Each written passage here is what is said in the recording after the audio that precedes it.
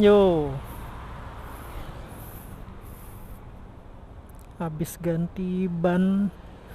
Gue habis ganti ban dari servis pertama di TVS Tangerang di Cipondo. Ini kelihatan nggak ya? Kenapa harus ganti ban? Iya, mulai kerasa kalau di jalan rada melayang, apalagi kalau lewat speed bump yang polusi tidur kecil-kecil itu. Jadi ya sudahlah, memang waktunya harus ganti ban. Dan ban lamanya gue bawa dong.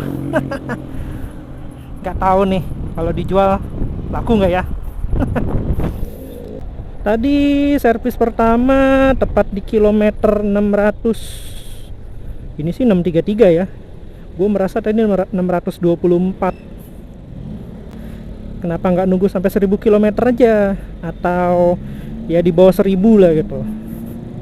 Gimana ya? Nggak ada waktu. Gue ya selagi ada waktu di sekarang gitu. Ditambah penasaran aja sih. Yang bikin greget itu adalah suara mesin jahitnya itu loh.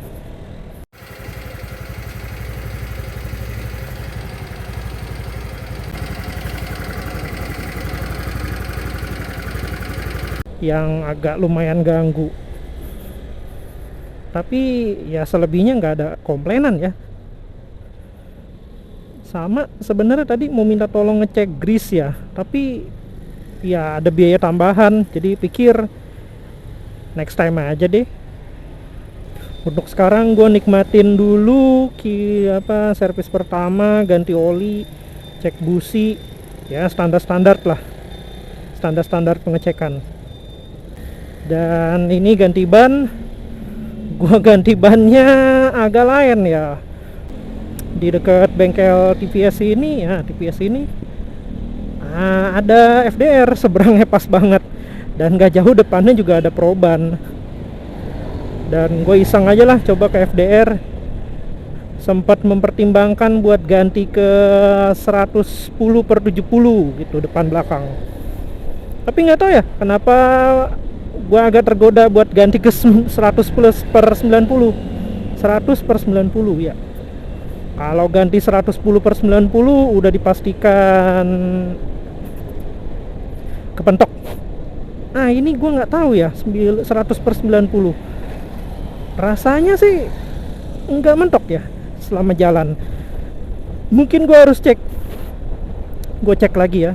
Ya kalaupun emang mentok, kena hager aja sih, paling nanti gue akalin, gue tinggiin. Jadi sekarang gue nikmatin dulu perjalanan. Oke, ngomong-ngomong, jadi ini kondisinya di servis pertama ini gratis jasa, gratis oli pertama ya. Yang gue tahu nanti sih kalau servis yang kedua masih gratis jasanya aja, oli beli sendiri. Ini kayaknya gue rencana mau beli oli Gardan sih, tapi mau ganti sendiri. Kenapa harus Kalisto 125? Duh, kotor tangan gue. Sebelumnya gue sama istri ya lebih tepatnya ambil Vario 160 yang ABS pula. Waktu itu ngambilnya second ya. Oh iya, OOTD dikit. Lumayan juga ya, pas lagi lewat speed bump tadi sedikit nggak terlalu berasa ya. Oh iya, balik lagi. Gue sebelumnya pakai Vario 160, ngambil second Vario 160 ABS 2022. Itu asli sih, ngacir banget itu motor, sumpah. Enak banget lah pokoknya. Tapi nggak enak kalau buat boncengan keluarga coy. Gua tipikal ya naik motor sama keluarga. Paling ya kalau naik motor buat dipakai buat kerja, kalau sendiri ya selebihnya ya kayak buat jalan-jalan deket, atau kayak misalkan cari-cari makan di pagi hari, di Sabtu Minggu, San Mori ya mungkin ya, tapi sama keluarga. Ya udah bertiga, dan di Vario itu rasanya nanggung, serba salah. Posisinya gue sebagai pengendara di depan, Istri gue paling belakang pasti, dan anak gue ya umur 3 tahun di tengah. Dan lu tahu sendiri kan posisi lekukan joknya Vario tuh kayak gimana. Iya, lekukannya ngelipet ya gitulah ya, tahu ya, entah Vario entah PCX. Nah ketika dulu gue test ride PCX sih sebenarnya juga enak, tapi karena lekukannya itu jadi, atau Vario ya, lekukannya itu jadi kayak nggak nyaman. Kalau anak gua duduk di tengah, dia posisinya nanggung terlalu ke belakang, istri gua yang jadi nggak dapat tempat duduk. Kalau dia agak ke depan, istri gua duduk nyaman, posisi enak. Anak gua posisi agak ke depan karena dia juga pasti nggak mungkin duduk di posisi kayak di lekukannya. Dia agak ke depan, otomatis gua pun duduk jadi agak lebih maju. Udah tahu posisinya Vario itu model racing gitu ya, agak nekuk gitu. Lu duduk ke depan nekuk kayak ya naik motor racing, enggak ya, kayak jadi naik motor biasa gitu, malah jadi agak terlalu menjorok ke depan gitu, agak ngeri, bukan ngeri ya, susah gitu loh. Jadi nggak nyaman aja buat pengendara. Dan ditambah kalau sendiri ya memang tadi gue bilang ya, ngacir enak, wah gaspol bisa ya. Gue tipikal orang pengendara gue tipikal pengendara motor yang ya paling kenceng cuman 70 75 kok, nggak sampai 80 lebih gitu di jalanan sepi. Itu kalau dipakai jalan yang lumayan jauh, katakanlah ya 30 km. Karena gue ya kalau pakai motor buat kerja ke Jakarta kurang lebih 30 km. Itu di paha ya sakit bos. Bantingannya nggak keras, tapi joknya itu keras. Mungkin solusinya itu adalah ganti latex, memang betul. Waktu itu mau pertimbangin ganti latex, tapi ya nggak jalan-jalan gitu. Dan ya agak susah juga sih cari spesialis jok gitu, karena ya lu tahu sendiri kan kalau latex agak susah dibentuk gitu. Sekalinya bisa dibentuk ya kayak lontong gitu. Dan ya posisi ya walaupun istri gua mungkin boncengan di belakang, tapi ya agak menyempit mengecil lah, mengerucut sedikit ke belakang. Itu agak nggak nyaman juga buat di pantat. Kalau pakai Vario kan kalau pakai PCX kan lebar tuh, tapi ya naiknya nggak enak sih, agak terlalu ngangkang gitu. Jadilah oh ya, sama satu lagi alasannya karena itu second dan pajaknya itu habis di bulan 9, otomatis harus balik nama, dan kebetulan juga beda provinsi, bakal ngeluarin biaya yang ya cukup lumayan juga. Akhirnya ya udahlah, kita jual aja lah. Jualnya pun harganya ya harga-harga sama juga. Gue pakai 2 bulan, dijual pun harganya sama. Lebih ya malah lebih 200 kayaknya. Dibilang untung enggak dong, karena gue sempat ganti oli sama ganti oli gardan, oli mesin, sama filter udara. Jadinya ya dengan harga 20.200.000 ya gak rugi. Dan oh iya, ini ganti ban rasanya bantingannya agak enak untuk motor ini, tapi kalau dibilang terasa berat ya. Apa gua karena sambil ngomong ya, jadi nggak berani kenceng gua. Nggak bisa gua tuh yang namanya jalan kenceng tapi sambil ngebut gitu, nggak. Apalagi sambil main handphone, wah lebih baik gue berhenti dah, cari aman gua. Jadi yang buat naik motor, kalau lagi tiba-tiba ada telepon atau mau balas WhatsApp atau mau ngecek handphone, lebih baik berhenti deh, karena buat keselamatan kalian. Jadi balik lagi lah, akhirnya memutuskan ambil motor ini. Mungkin ya ada penolakan dari istri ya, karena ya ini motor apa sih, motor jarang-jarang sekalinya amit-amit kalau kenapa-napa bermasalah atau rusak, susah loh nyarinya, spare partnya susah. Kalau buat pandangannya gua itu nyari aksesoris ya susah. Kalau bengkel itu relatif lah, kalau lu punya partnya tahu lah gitu. Ya gua bukannya tahu ya, maksudnya bukannya tahu banyak ya, tahu sedikit aja. Kalau memang ya standarnya motor itu perbaikan ya ganti belt, busi lah gitu. Apa mungkin yang lumayan agak tricky itu adalah kampas rem ya, nggak dijual di umum. Substitusi pun apalagi terutama di kampas rem depan. Kalau belt masih ada substitusi ya. Dengar-dengar sih pakai Fazio atau Kimco atau ya umumnya Fazio lah ya. Itu kan motor dari merek sejuta umat. Ya akhirnya mengambil ini karena harga ya sempat test ride di rumah Radal radio dalam tuh di VS Experience itu, tapi gue cobanya yang Kalisto 110 ya. Ya sebenarnya feelingnya hampir mirip, bukannya mirip ya, hampir mirip. Itu ya positif lah. Tapi ya sebelumnya itu gue sempat coba sebelum ngambil Vario itu sempat juga tuh nggak sampai test ride ya, cuman naikin, cuman lihat-lihat build quality. Ya oke juga sih ini motor, joknya panjang, lebar. Ya terutama bagasi ya, bagasi motornya itu ya buset, itu buat naruh anak bayi lumayan ya. Bisa masuk.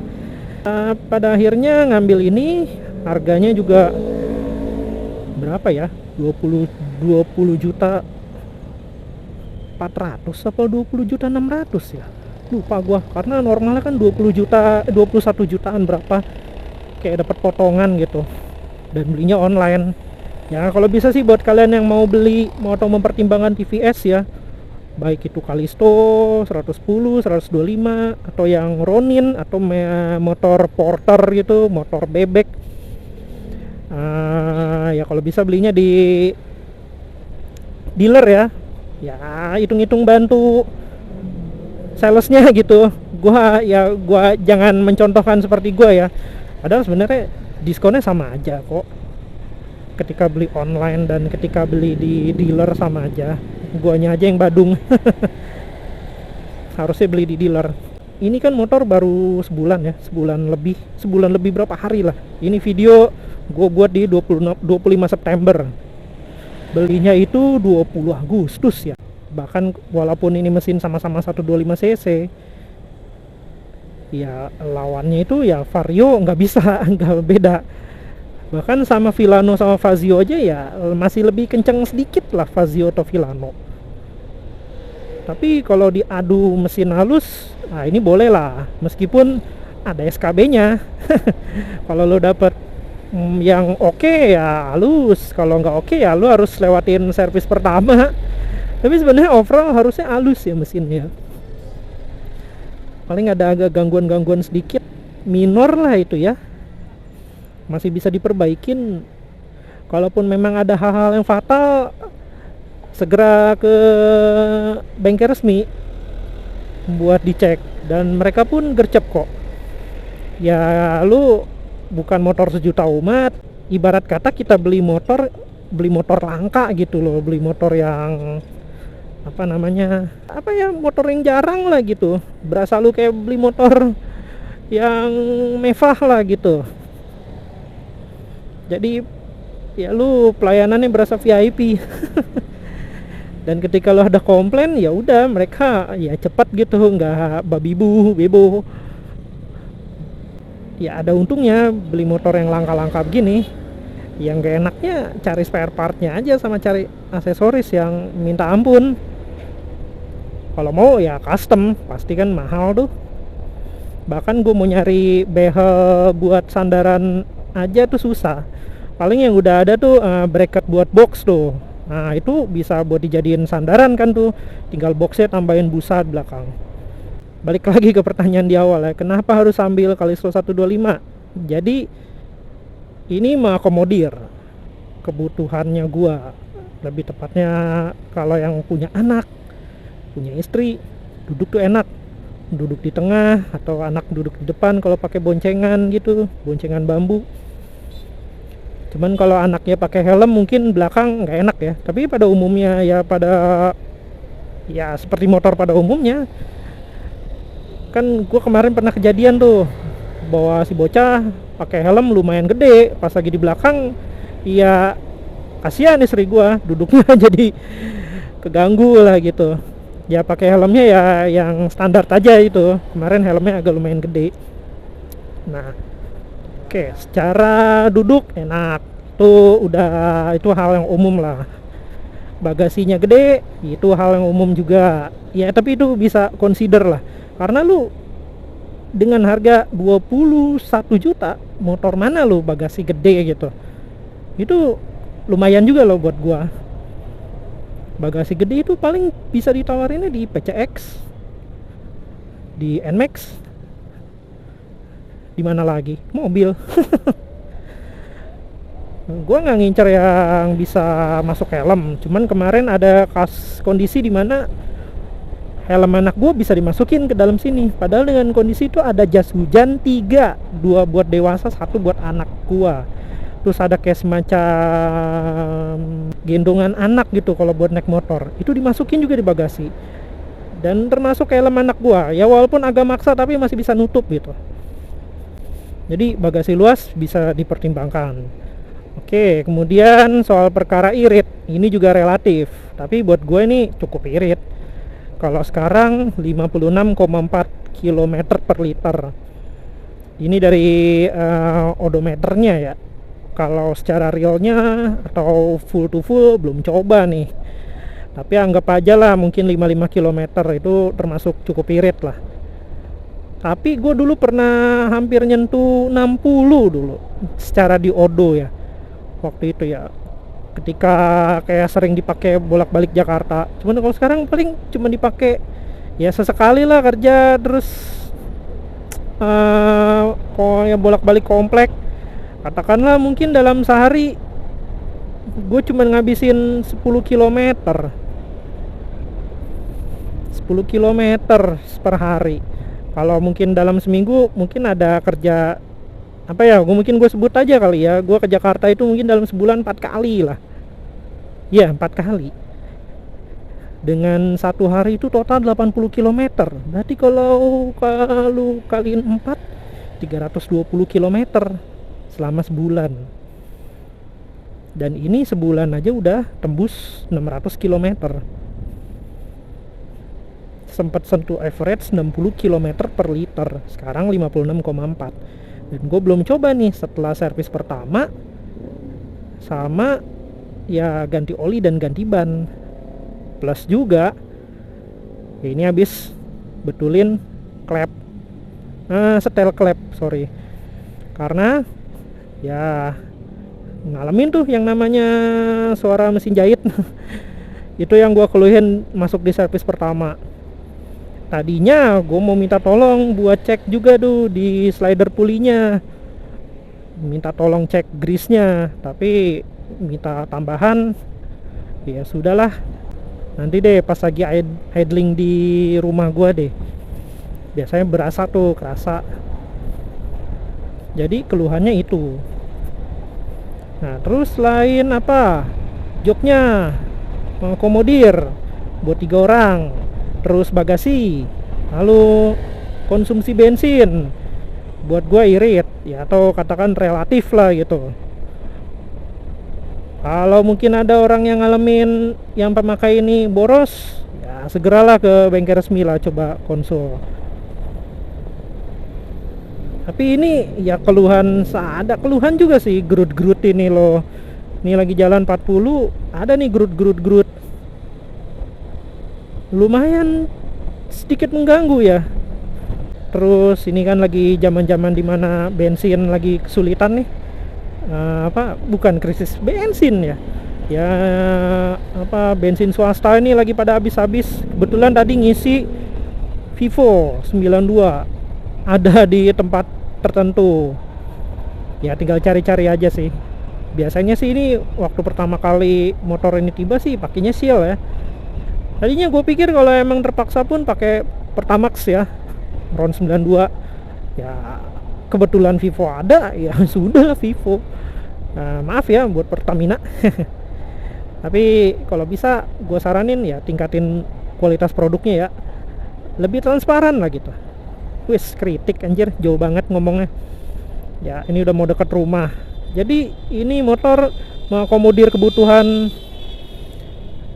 buat gua, buat keluarga gua. Ya kalau dibilang cari yang kenceng ya kangen juga sih motor kenceng ya, tapi motor kenceng tapi nggak nyaman juga nggak enak juga. Ini pun gua ngerasain ya jarang pegel. Jangan bilang ini efek placebo ya. Tapi bener kok sumpah, di sekitar pangkal paha ini nggak terlalu sakit lah gitu. Mungkin kalau varionya diganti latex bakal jauh berkurang ya seharusnya. Ya siapa yang tahu. Jadi ini oke. Terus mungkin kalau misalkan kayak motor ini motor kuat, fender depannya besi atau baja, bodi samping kanan kirinya baja, iya itu dibilang consider gue sedikit lah, sebagai salah satu pertimbangan sedikit. Jarang-jarang juga loh motor ya di bawah 22 juta kayak begini. Ya kalau emang misalkan penyok ya tinggal bawa ke Ketok Magic. Atau kalau bodinya kenapa-napa belinya pun murah coy. Gue sempet lihat price listnya, ya tiap warna sih beda-beda ya, terutama kayak yang warna kuning atau yang warna kaki itu beda tuh warnanya, beda harganya, tapi nggak nyampe sejuta loh. Ganti full body loh, tapi ya kalau gantinya yang ketengan satu-satu bisa lebih murah lagi.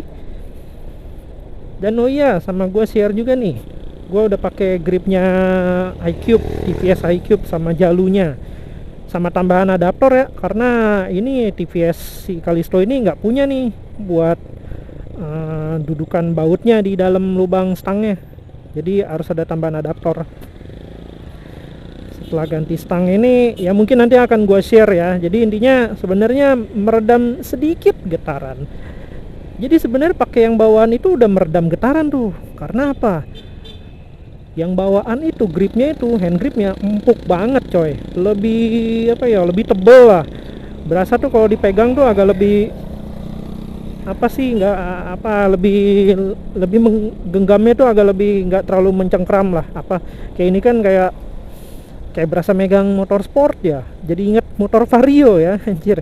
Berasa panjang terus agak kecil diameternya. Ini begini nih. Sama persis nih. Kalau yang kemarin yang bawaan tuh empuk gua akuin.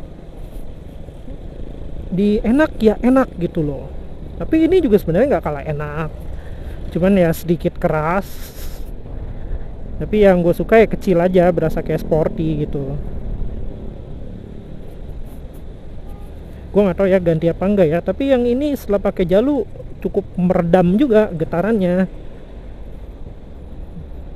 Kalau buat cara pasangnya simpel kok. Nggak simpel juga ya, agak sulit ya. Tadi dapat per satu ban itu FDR Velo Grip 110 per 90, 100 per 90, 241. Itu setelah diskon, katanya sebelum diskon 290-an. Jadi dua ini harganya totalnya 482.000. Rasanya sih agak lebih berat ya, tapi secara bantingannya better ya. Gimana ya, ban dengan ban profile tinggi, tapaknya ya tapak nambah 1 cm. Rasanya kalau ganti ban itu jadi nggak terlalu melayang, lebih lebih ngegrip lah. Aduh sebentar, berat banget. Oh ya, jadi terlalu tinggi ya. Jadi nggak muter ya. Oh kayaknya mentok apa nih namanya, mentok spakbor. Ntar gue coba rekam pakai handphone ya. Ini bannya ya. Ini mana belakang mana depan ya. Ukurannya sama, tapi ulirnya sama ya. Kayaknya ini belakang ya.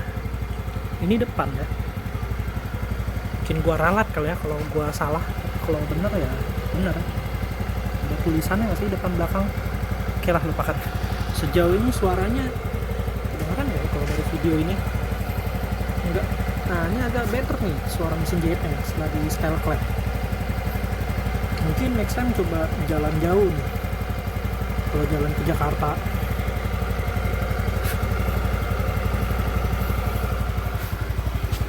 Hehe, platnya bodong Ini bannya jadi muter nih. Biasanya muter kalau ada. Kayaknya efek ganti bukan ya efek ganti ban, tapi ada yang kena.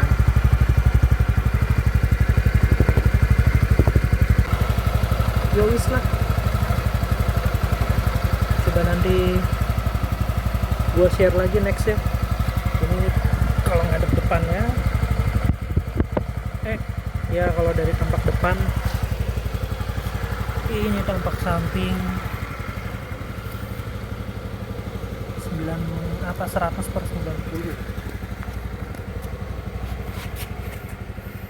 Iya, oke lah, lebih berisi lah ketimbang yang 90/90 FDR Ultimate, FDR Velo Grip. Mana sih ukuran? Nah, kelihatan nggak tuh?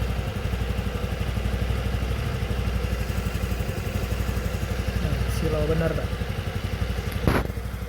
Ini model 2025 pakai cakram bergerigi. Oke lah, thank you yang buat nonton ya, semoga terhibur, semoga motor ini bisa menjadi keceriaan buat keluarga gue. Yuk, ciao dulu.